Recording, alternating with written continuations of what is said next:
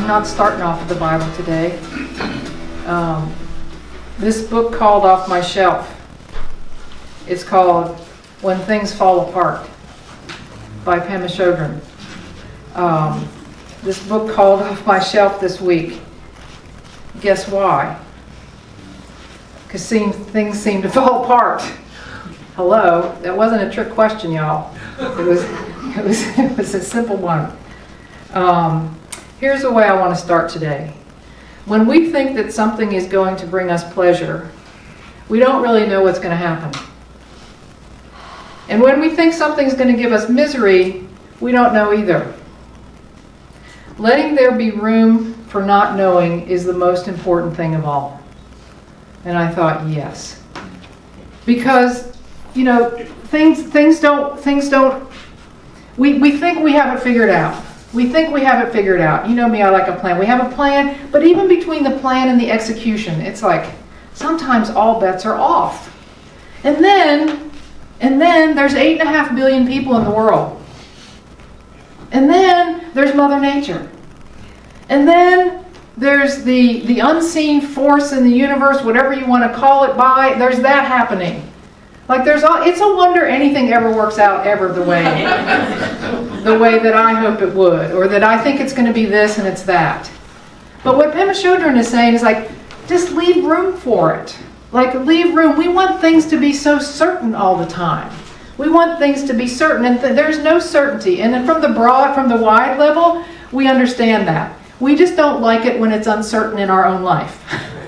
Yeah. We know, hey, yeah, there's all kind of uncertainty. And then it happens to us personally, we're like, really? You know, this happened? What the first thing we want to do? We want to pretend it doesn't happen. We want to run away from it. We want to fix it right away. We want to ignore it. Jared and your ankle. That's another story. We want to pretend it's not going to hurt. All right? That's what we want to do with it. And what Pema Chodron is saying, hey, make some room for this. Make some room. Make some room for this uncertainty. How about that? For this not knowing.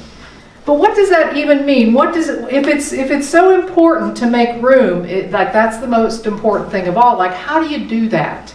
Like, what is it that you do to make room for that stuff? Here's another thing she says. Things don't really get solved. They come together and they fall apart. They come together again and they fall apart again. It's just like that. And so we change and we grow and we live by letting there be room for all of that to happen. Room for grief, room for relief, room for misery, and room for joy. That's the teaching. That's the teaching. And what this is really saying to me is the first step in making room for it is to accept that things fall apart and then they come back together. Is to simply acknowledge that in our life, and also that every service a water jug hits the floor. Guaranteed. Guaranteed. You know. Yeah, there's room for it. There is so much room for it. It could happen again, real quick.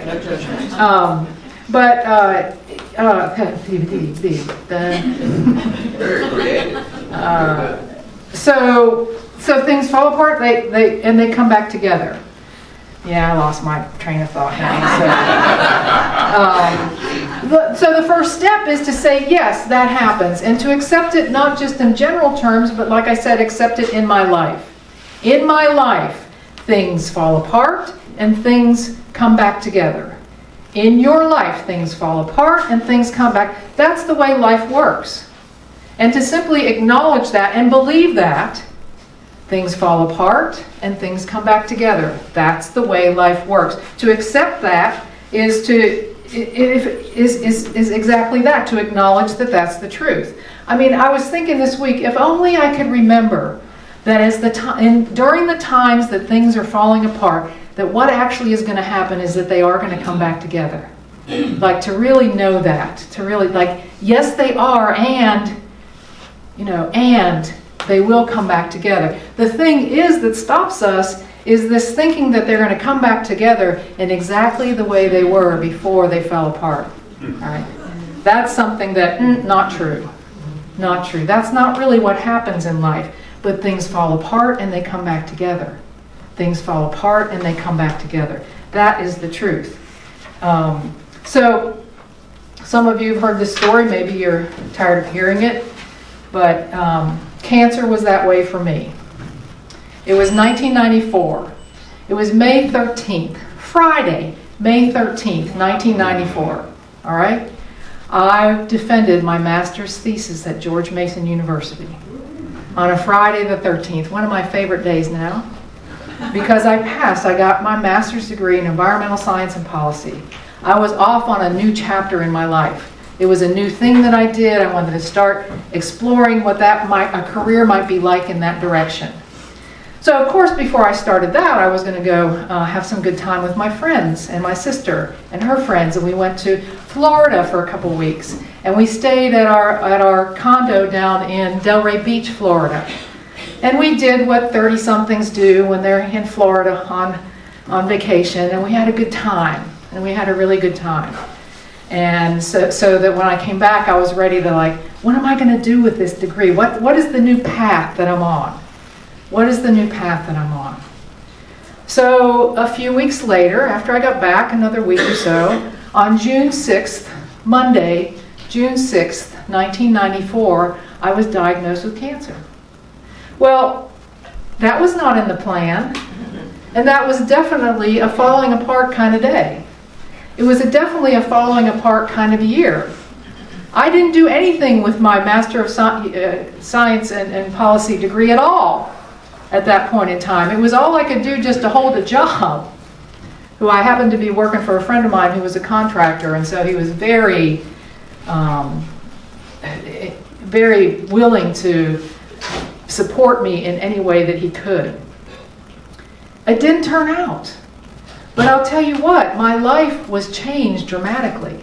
Dramatically. Cancer did things, just that experience of having that brought me to North Carolina. I would have never been here. I couldn't have imagined that my life would have unfolded the way it unfolded without that experience. Because things fall apart and they come back together. The coming back together didn't look at all like I thought it was going to look. Not one bit. Not one bit. Not one bit. But it did come back together. And I did move to North Carolina. And I did get a job. And I'm still here. 1996 I moved here. So this is 30 years this year that I will have been in North Carolina. The question is, in all of this, is can we breathe into the things when they fall apart? Can we not be devastated by the things that fall apart, knowing that they're followed by the things coming back together? Can we just breathe into that? Can we breathe into that? Is it possible for us to do that? The path. Here's another thing I want you to what I want to read. When things are shaky and nothing is working, or in my case, when you're diagnosed from cancer 3 weeks after you get your master's degree and had a plan to do blah, blah, blah, we might realize that we are on the verge of something. We might realize that this very vulnerable and tender place is where we are. And that tenderness can go either way. We can shut down and feel resentful, give up, poor me, I'm the victim, why me? Or we can touch in on that throbbing quality. Because there's definitely something tender and throbbing about groundlessness. It's the kind of testing that spiritual warriors need in order to awaken our hearts. What if the second way to make room is to change the narrative about when things fall apart to this is the opportunity I'm going to have to awaken my heart? What if that was the possibility there? How it would change me. And listen, she admits, Pema Chodron admits, and I agree, it's warrior work. It's warrior work to stand in the middle and the midst of falling apart and believe with at least enough of your fiber of being that is here to awaken my heart. The very thing that's almost knocking me off my ground, off with my knees, is going to be the thing that opens my heart. Like, that is warrior work, my friends. That is warrior work. To change the narrative is the path of the warrior, because we're sifting through the mess. We're sifting through the things that tell us we're the victim and it's terrible. Let me read this next thing as well. To stay with that shakiness, because it feels like shakiness, doesn't it, sometimes? To stay with that shakiness, to stay with a broken heart, to stay with a rumbling stomach, with a feeling of hopelessness and wanting to get revenge, to stay with that feeling, that is the path of true awakening. It's not something to set aside. It's to stay with it, to be brave enough to stay with it, to have the courage of a warrior to stay with it. Sticking with that uncertainty. Getting the knack of relaxing in the midst of chaos. Can you feel that? Learning not to panic. That is the spiritual path. That is the spiritual path. That is warrior work, my friends. That is warrior work. The knack of being in the chaos, the knack of relaxing into the chaos, and to not giving in to panic. So, this wasn't part of my message until last night. I told you earlier that Renee and I had dinner with another couple from Minnesota. Renee works for a company in Minnesota. She does all remote work from here in Wilmington. It's an architecture company called BWBR. They're in St. Paul, Minneapolis. And Brian and Holly were in town. Their one son attends Appalachian State, so they were visiting from their home in Minneapolis, and they came to Wilmington. They love Wilmington. They're probably going to move here. We've had dinner with them a handful of times, and they called and said, yes, let's have dinner. Are you free on Saturday? And we did. We joined them. They're wonderful. I would say they're friends at this time. And Brian is the one that works at BWBR. His wife Holly is great, and we always have great conversations. And so we're at dinner, and we're talking about things, and we know they have two sons. Trevor is in Appalachian State, and I said, what about your other son? Where is he? Well, Tyler is on the USS Abraham Lincoln that is now in the Arabian Sea. It is a warship. It has, what's it called? What have all the planes on it? Aircraft carrier. It's an aircraft carrier. The population on this aircraft carrier is 5,000. 5,000 people, men and women, soldiers, enlistees, officers, Navy, that live on this ship. It's the length of 4 football fields long. It's huge. And Holly shared that she had just the day before received a text from Tyler, and she was so excited because she hadn't heard from him for 2 months. I was this way, sitting at dinner. She was excited because she just heard from him. She knew that every text that she had sent in the last 2 months came into his phone exactly before he texted back to her. It was amazing to see her excited about her son, and me going into this cringe place of knowing and seeing firsthand what a military family is enduring at this time. To see that. Tyler's 21. Tyler is 21. It's hard work, he tells her. It's hard work. And the other thing he did was he sent her a picture of what they're being fed. And it broke my heart. I was brokenhearted. I was falling apart. She said, here's what he sent me. It was a picture of a tray with 2 hard-boiled eggs and a piece of toast with something smeared on it. He said he's losing weight, as is everybody on the ship, because they don't have enough to eat. My heart was breaking. sitting there. Holly was still excited because her focus was that she heard from him, that he's alive, that she knows that all the packages that she and Brian have been sending since the beginning of the year are finally scheduled to arrive, finally on a pallet that they will receive. And so she knows he will get his favorite snacks. And we said something about, well, are they going to share them? He said, oh, Tyler will not be sharing one thing. He's hungry, damn it, These are his favorite things. He's saying, but I could feel myself getting to this place, but she was this way. This is what I'm saying. This was a demonstration in front of me. This was a demonstration when things fall apart. She changed the narrative. My narrative was angst and, some of the things you're feeling right now. But what she did, which is what the third step is in how to make room for when things fall apart, is she was simply inhabiting the moment. She was inhabiting the moment. She was inhabiting this place of joy that she felt from having heard from her son for the first time in 2 months.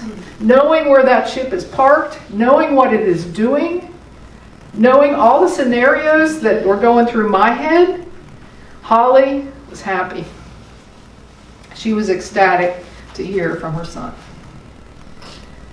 To change the narrative, to say this is what will awaken my heart, and to inhabit the moment. That's how we make room for when things fall apart. She was right in front of me. Saint. That was a saint sitting right across from me, teaching me something. Whose son was in danger, teaching me how to inhabit the moment. How to inhabit the moment and find joy in that moment. It blew me away. I was crying when we left almost, and she was still happy. The knack of learning not to panic. The knack of relaxing in the chaos. Of being able to bring yourself into the moment fully. This is not just a Buddhist idea. This is not just a Buddhist training. When I was thinking about Jesus and some of his teachings in Matthew chapter 6, starting at verse 25, what did he say? He says, don't worry about your life. Don't worry about what you're going to eat and what you're going to wear. Don't you know that the Father, which was his word for God, his word for the creator, universe, whatever your word is, don't you know the Father loves you the way you are? More than the lilies of the field, more than the birds of the air. Don't you worry about your life. Inhabit the moment. Come in harmony with the moment. He said, seek first the kingdom. And then where did he tell us the kingdom was? He said the kingdom is right here. The kingdom is among you. The kingdom is within you. It's not somewhere far off. It's right here. So seek first to be in harmony and right here in the moment. That's what it says to me. Other people have it interpreted in different ways, but that's what it says to me. Seek first to be in harmony with right where you are. Right where you are. Holly did that so beautifully. I don't know if she broke down when she got in the car or if she's a mess today. I don't know. But the demonstration she had in that moment was incredible to me. Incredible. Jesus said, don't worry about your life. The Father's got this taken care of. There's a whole something going on that we have no idea about. Bring yourself in harmony with the present moment. That's what you got. What's in front of you? Thank God. Thank God, yes. So things fall apart. And things come back together. And then they fall apart. And then they come back together again. It's the story of my life. It's the story of your life. It's the story of Holly and Brian and Renee and Tyler and Trevor. It's the story of their lives and yours. And what Pema Chodron is saying is, here's how you be the warrior. You know that that's the truth. You just know that that's the truth. You decide to change the narrative to, I will allow this to awaken my heart. That's what this is about. This is here to awaken my heart. This is here to awaken my heart. And the best I can do is to bring myself into the moment, to be in harmony with what is here right in front of me now. That is how we make room, I believe. Make room for things falling apart. And then what happens when they come back together, though? It reminded me of the Japanese art of kintsugi. Do you know the Japanese art of kintsugi? You know when they break a pot and put it back together with gold in the places at the points that it broke? And what happens? Something new. It doesn't look like the old piece. There's something different about it. There's something enriching about it. There's something totally new about it, isn't there? Like, what if it's that? Kintsugi. The gold showing through. That's something that actually strengthened that piece of pottery, that piece of ceramics. Like that. That's what happens when things can come back together. If we allow it to be so. If we engage them while they're here. Because things fall apart and then they come back together. And that's the truth. As we go into meditation now, I want us, if you would join me, please, in imagining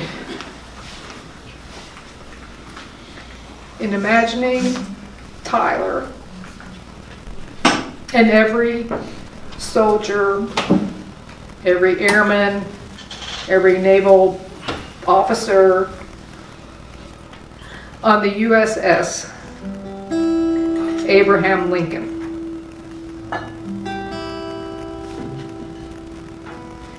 We know things can fall apart, but in this moment, we see you, each of you, coming together, coming back together, whole,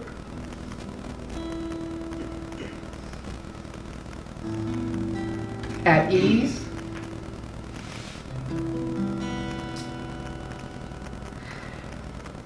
we surround you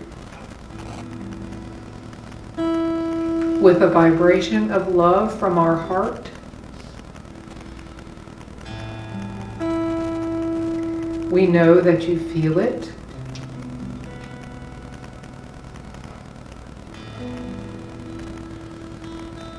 We know that the divine lives you and breathes you and is the source of courage in you, as it is the source of compassion and indeed the source of joy. And for each parent who waits,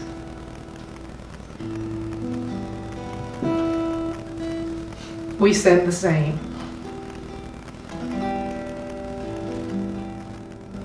Sitting for a few moments here, breathing in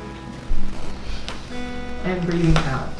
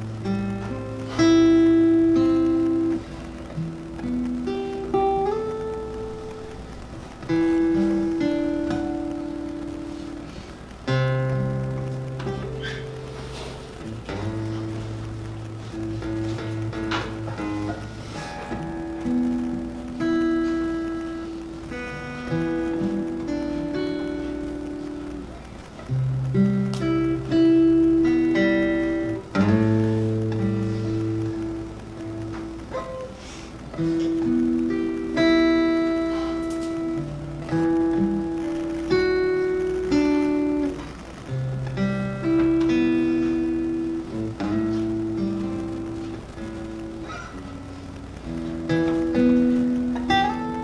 make room for falling apart and for coming back together again.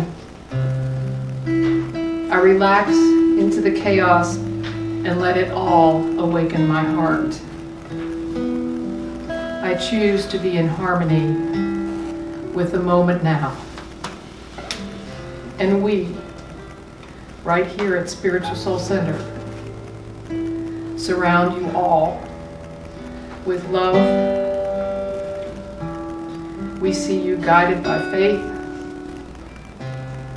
We see you breathed by the divine.